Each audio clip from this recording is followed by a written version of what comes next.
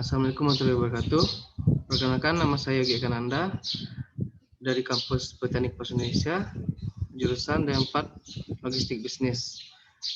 Saya di sini akan membicarakan tentang regulasi lingkungan. Itu di mana pencemaran lingkungan laut oleh perusahaan pengolahan ikan terhadap lingkungan dan nelayan.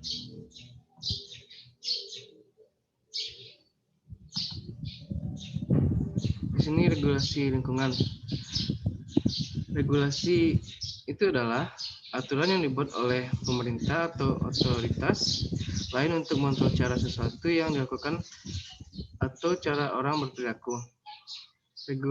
Regulasi adalah perangkat peraturan untuk mengendalikan suatu tatanan yang dibuat supaya bebas dari pelanggaran dan dipatuhi semua anggotanya. Regulasi berasal dari berbagai sumber, tetapi bentuk yang paling umum adalah regulasi pemerintahan dan swaregulasi. Peraturan pemerintah adalah perpanjangan alami dari undang-undang yang mendefinisikan dan mengontrol beberapa cara yang dapat dilakukan oleh bisnis atau individu untuk mengikuti hukum. Di sini regulasi lingkungan merupakan salah satu aspek yang harus diperhatikan dalam menjalankan aktivitas baik dalam kehidupan sehari-hari maupun dalam lingkungan usaha. Selanjutnya yaitu mengenai pengendalian pencemaran atau perusakan yang ada di laut. Sebagian besar wilayah Republik Indonesia berupa perairan laut yang letaknya sangat strategis. Perairan laut Indonesia selain dimanfaatkan untuk sumber daya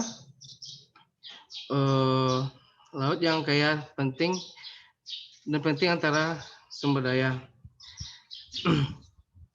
Di sini yang pertama ada pencemaran laut, diartikan dengan masuknya atau dimasukkannya makhluk hidup, zat, energi atau komponen lain ke dalam lingkungan laut kegiatan manusia sehingga menyebabkan lingkungan laut tidak sesuai lagi.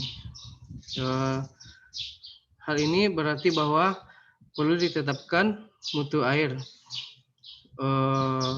laut yang berfungsi sebagai tolak ukur untuk menentukan telah terjadinya pencemaran laut.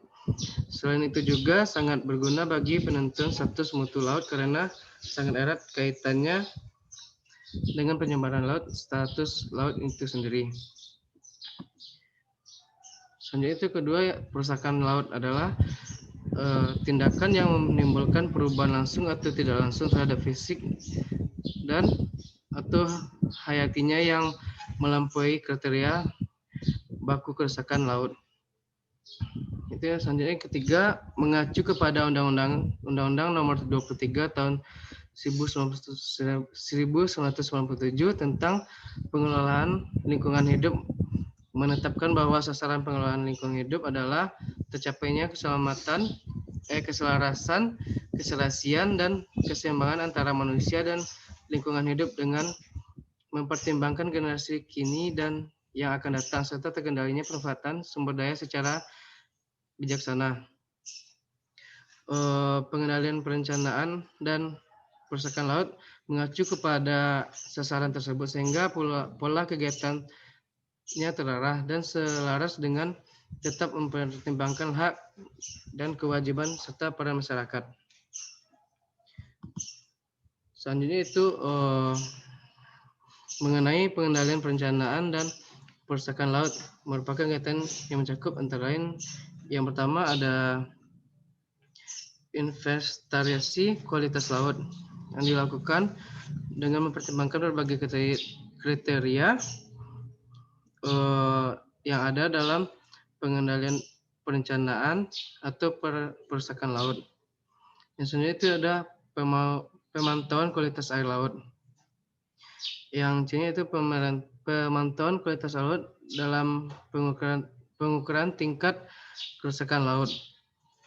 Yang selanjutnya itu penetapan status mutu laut di suatu daerah. Yang E itu penerapan dan pelaksanaan kebijaksanaan pengendaliannya untuk mempertahankan mutu laut agar tetap baik atau memperbaiki mutu laut. Maksudnya itu pengawasan terhadap penataan peraturan pengendalian pencemaran dan perusakan laut termasuk penataan mutu limbah yang dibuang ke laut atau penataan terhadap kriteria baku kerusakan laut serta pemilihan dan penegakan hukumannya.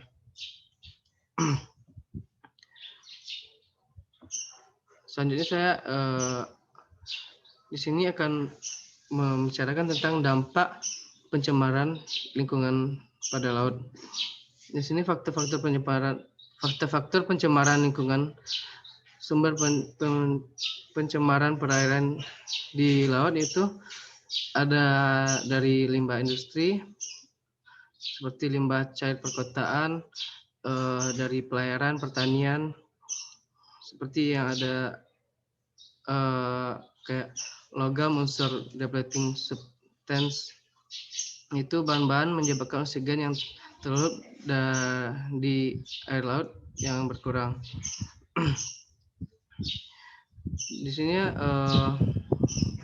pengolahan limbah dan dampak lainnya timbul seperti di sini adalah polusi udara, polusi air, dan kebisingan dan sampah. Semua dampak tersebut menjadi faktor utama penyebab kerentanan yang terjadi dalam masyarakat. Kehidupan masyarakat menjadi tambah rentan karena buruknya kualitas lingkup itu.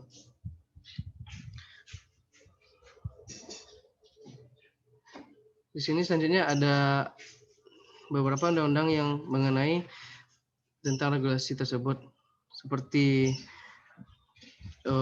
pengolahan sampah, yaitu Undang-Undang Nomor 18 Tahun 2008 tentang pengolahan sampah. Itu masih berlaku. Selanjutnya itu perlindungan dan pengelolaan udara, seperti keputusan Presiden Nomor 23 Tahun 1992 tentang pengesahan Vienna Convention for the Ozone Layer, dan seperti yang dapat di gambar tersebut. Dan selanjutnya itu perlindungan dan pengelolaan air. Itu terdapat berbagai undang-undang yang akan dapat diberikan sanksi kepada perusahaan yang tidak melakukan dengan baik. Selanjutnya sini saya mendapatkan contoh perusahaan yang melakukan berdampak buruk kepada laut. Itu seperti PT Nasional Indomina melakukan pembuangan limbahnya langsung ke laut dan menyebabkan warga protes karena limbah tersebut menyebabkan merusaknya kepada laut dan berbagai karangan yang ada di sekitar daerah tersebut.